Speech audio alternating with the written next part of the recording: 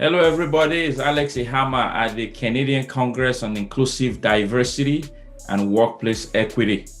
The title of today's message is The Quest for Balanced Representation. Everywhere we look in life, there is an imbalance due to the ignorance, arrogance, or nonchalance of humanity. You will often find either the underrepresentation of one group of people in the grand scheme of things, or the overrepresentation of the same group of people in other areas of life. Since the beginning of time, humans have always sought after one thing at the expense of another. And in many cases, unfortunately, we have allowed the things that matter the most be at the mercy of the things that matter the least. For an example, for the sake of petroleum products and the mining of mineral resources, we are destroying the earth and its environment. And even after many high-profile meetings by powerful organizations like the UN, we continue to treat our planet like garbage and have even retrogressed to littering space with garbage, to the extent that scientists tell us that sooner or later, it will be raining garbage from space.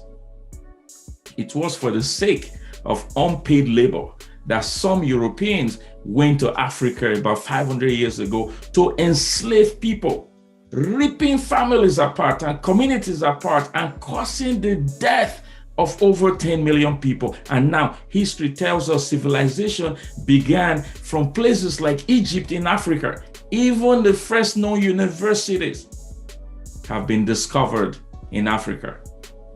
Considering the billions, if not trillions of dollars worth of unpaid labor that they stole, the United States of America, Canada, and the United Kingdom were built on the back of African slaves and the lands of indigenous people. Yet, they are underrepresented in the corridors of power and overrepresented in the judicial systems, like the prisons. It was for the sake of territorial expansion that some European explorers went across the ocean and then claimed to have discovered places like the Caribbean, like Canada and the US, where indigenous people have existed even before Europe ever came to be. Today, over 5,000 unmarked graves of indigenous people, children as young as 3, who were murdered in the residential school system across Canada, have been revealed. Therefore, only those who wish to remain in the dark would even dare to think the world is balanced at this point in time. After thousands of years of man's inhumanity to man, or the exploitation of people of other ethnic groups and pillage of our sacred earth, it is only those who wish to ignore the truth would even dare to claim balanced representation in any area of life, and certainly in organizations and institutions. If anything, my friend, we are now at a crossroad to make things right, a crossroad to try righting the wrongs of the past, a crossroad, my friends, for us to join forces together and turn humanity from the trajectory of doom that greed and pride is leading humanity to, from there to the rightful greatness of humanity, by ensuring and enabling inclusive diversity and workplace equity through balanced representation, what we are committed to at the Canadian Congress of Inclusive Diversity and Workplace Equity. Considering the progress of humanity and what some may even consider civilization or technological advancement, we would expect higher levels of equality and equity in every area of our society. But you don't have to look far to see that systemic racism has kept inclusive diversity and workplace equity from the corridors of power, from the chambers of parliament to the boardrooms of conglomerates, from the process of hiring and recruiting to that of rewarding, recognizing, and promoting people of racialized background. In fact, according to Pew research, 46.8 million people, or 14% of the national population in 2019 identified themselves as Black in the United States, and yet only about 1% of CEO in Fortune 500 organizations, according to the Fortune magazine.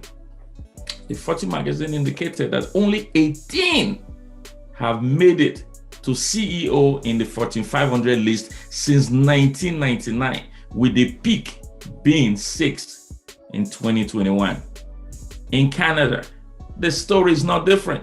Statistics Canada that we rely on indicate that almost a tenth of Toronto's population is Black, and the Black population makes up 3.5% of the country's population. Yet, my friend, not even 1% of the CEOs in corporate Canada identify as Black, according to research by Ryerson University's Diversity Institute. Of the 1,639 board members from 178 corporations, Ryerson University Diversity Institute analyzed in Vancouver, Montreal, Calgary, and Toronto in 2019, they claim only 13 board members identify as Black, which represents 0.79%, not even one. While Caucasians represent 91%, or 1,483 spots. Other racialized members, they say, had about 61 spots.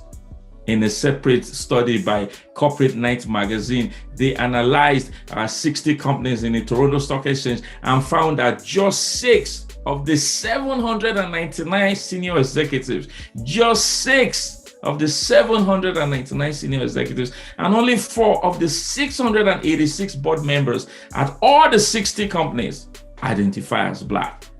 Now, besides the underrepresentation of Blacks and other ethnic groups in the corridors of power in Canada and the US, the increase of women, which has gradually increased over the years, is reported to have slowed down in a separate report by Osler called the Diversity and Leadership in Corporate Canada. The rate of underrepresentation in the corridors of power and even access to basic amenities like water, good roads, quality education is staggering, if not pitiable.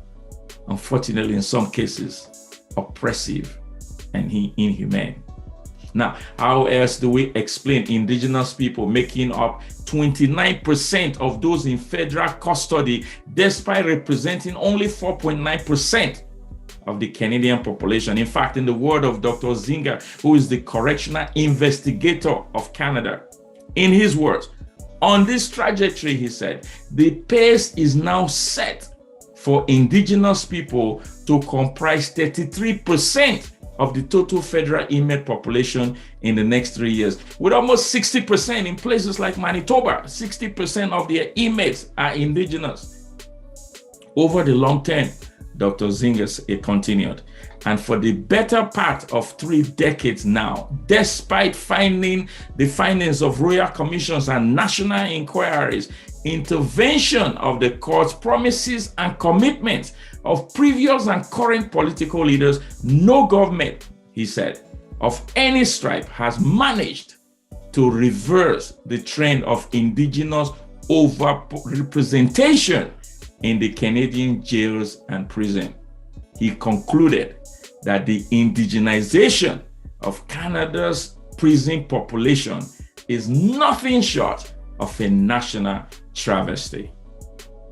So, how can we move from imbalanced representation to balanced representation in the corridors of power, in the distribution of wealth, and the availability of basic amenities like even drinking water? How can you achieve balanced representation at all levels in your organization? How can you achieve balanced representation in the admission of your students in your institution, in whatever organization you work with, arms of the government or private sector? How can you achieve balanced representation in the corridors of power? Well, at the Canadian Congress on Inclusive Diversity and Workplace Equity, we have developed a framework, a 7-step framework, which has been used by many organizations to start to see a shift, a remarkable shift in the achievement of balanced representation in their organization. Let me share 3 points, three of the steps with you. Number 1, it is time to initiate a workforce census in your organization to better understand where your organization is at this point. We see many organizations and we advise them, refrain from guesswork and opinion. For the very essence of inclusion demands that we give people the opportunity to self-identify as Caucasian, self-identify as African descent, self-identify as Indigenous, as South Asian. Give people the opportunity to self-identify as even a male or a female or non-binary, or whether they wish to even identify their religion or other aspects of their lives. A workforce census is critical. Now, people often ask us, is this legal? I did a presentation for HRO leaders just last week on this, and that was one of the questions, is this legal? Yes, it is. As long as the data is strictly used to achieve balanced representation, the Charter of Rights and other regulatory bodies, they allow it. They allow it. Confer with the Human Rights Commission in your province or in your locality, in your nation. Let me say this though, that it is better done by a third party than to have the workforce census done by members of the same organization. Research indicates that your results are more complete and more accurate. People are freer to express some of this sensitive information when they know it's private and confidential and done by an organization outside your organization. At the Congress, we come with over 100 years of experience, collective experience with all our consultants, over 100 years collective experience with all our, in this area of social justice and in building cohesive and equitable work environment. Besides statistics and research, they support workforce census. Critical, very critical.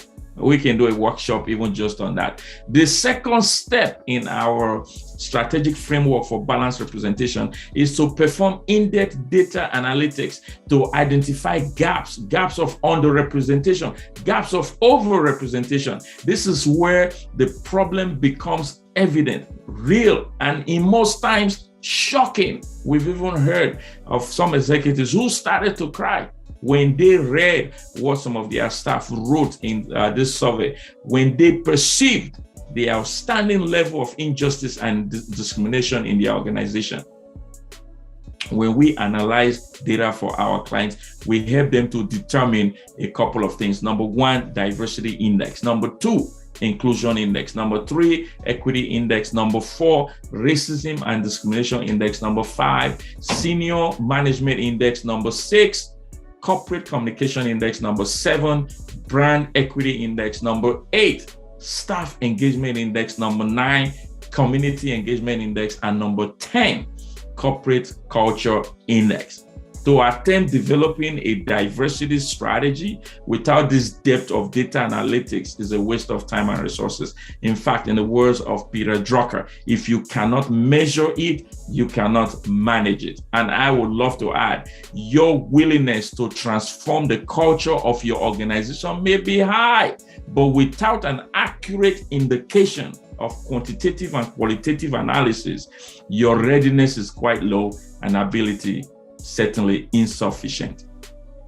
The third one, quickly, remember we have 7 steps, but I'll stop at the third one for now. The third one is to now set actionable, achievable benchmark and targets. This is when we create diversity dashboard. This is when we actually take some of these key performance indicators and plant them in the performance management of executives and leaders across the organization. This third one of setting actionable and achievable benchmark and targets.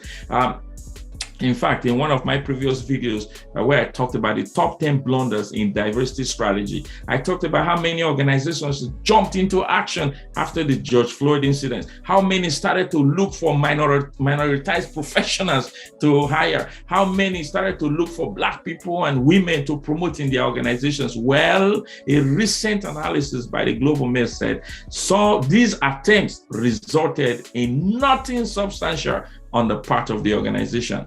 Setting diversity targets is quite different from setting sales target. You are talking about human beings, people who have feelings, people who have dreams and purpose and desires. So hiring minoritized people to look good or to tell the world sometimes that we are making a difference will sooner or later backfire, because human beings are not cookies and cream. And it has and continue to backfire across many organizations in Canada and certainly in USA. The ability to set and achieve diversity targets require a particular set of skill sets, lived experience that goes beyond corporate and academic background. So these are just 3 of the 7 steps in our framework to achieve balanced representation. With over 100 years collectively of remarkable experience at the Canadian Congress on Inclusive Diversity and Workplace Equity, doing this right for major organizations around the world, including arms of the government, academic and religious institutions, we have learned that when the executives in an organization are quite determined and willing to work with us to take, we are willing to work with us, then we take them patiently, tactfully, diligently through the process so that they can eventually achieve balanced representation. So send us an email right now, Alex at the Canadian Congress on diversity.ca, and we'll be glad to schedule a complimentary strategy session with my team and your team so that we can share the remaining 4 steps in the necessary process to achieve balanced representation in your organization. In closing, let me say this. To achieve balanced representation goes beyond the people in your organization, to your clients and to the communities you serve. It also includes your products and services and your donors if you are a non-profit organization or a foundation. In the words, I leave you with this, in the words of Ted Childs, a one-time vice president of IBM's Global Market Diversity, no matter who we are, we will have to work with people who are different from us. We will have to sell to people who are different from us and manage people who are different from us. This is how business is done. It is our destination. We have moved from the moral imperative to the strategic imperative. What I want the most, he said, is what's hardest to get. For businesses to see the link between diversity and competitiveness. If we don't understand this, the child said, we are not going to win. So if you found this video informative, inspiring, and empowering, kindly go ahead, leave your comments behind or your question if you have any, and go ahead and share with other people as well. Because if not us, who? If not now, when? And if not here right now, where? Thank you very much for watching this, and I wish you all the best in your journey. God bless.